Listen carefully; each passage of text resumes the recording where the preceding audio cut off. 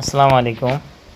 যারা আমার ভিডিওটা দেখছেন সকলকে আন্তরিক শুভেচ্ছা ও অভিনন্দন, এবং আমার চ্যানেলে যারা নতুন অবশ্যই চ্যানেলটি সাবস্ক্রাইব করে আমাদের সঙ্গে থাকবেন।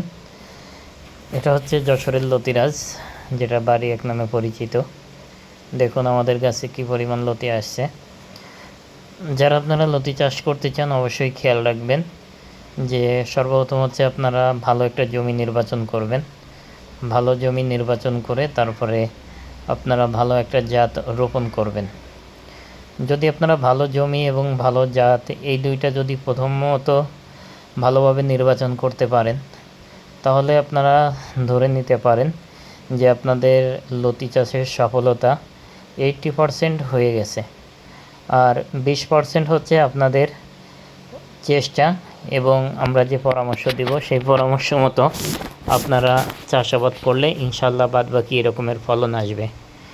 এজন্য আপনারা লতি চাষের প্রথমে খেয়াল রাখবেন আপনারা যেন সুন্দর একটা জমি নির্বাচন করেন।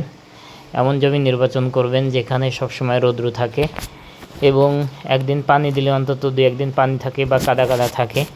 এই যে দেখুন আমাদের জমিতে কিন্তু এখনও পানি, এই যে দেখুন এই জমিতে এখনও কাদা রয়েছে, কারণ দেখুন লতিগুলো যে হারে মাটির মধ্য থেকে বের হয়েছে। এখন আপনার জমিটা যদি শক্ত হয়ে যায় তাহলে এই লতিটা বের হবে কিভাবে?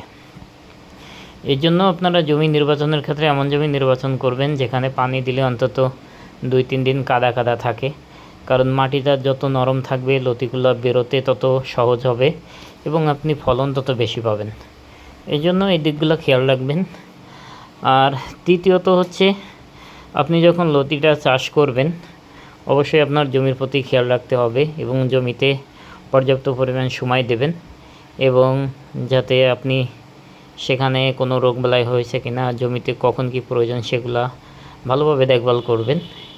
এই দিকগুলো খেয়াল রাখলে অবশ্যই আপনার জমিতে এরকম লতি আসবে। আর এই যে দেখুন আমাদের কাছে কি পরিমাণ লতি আসছে, আর এটার অন্যতম কারণ হচ্ছে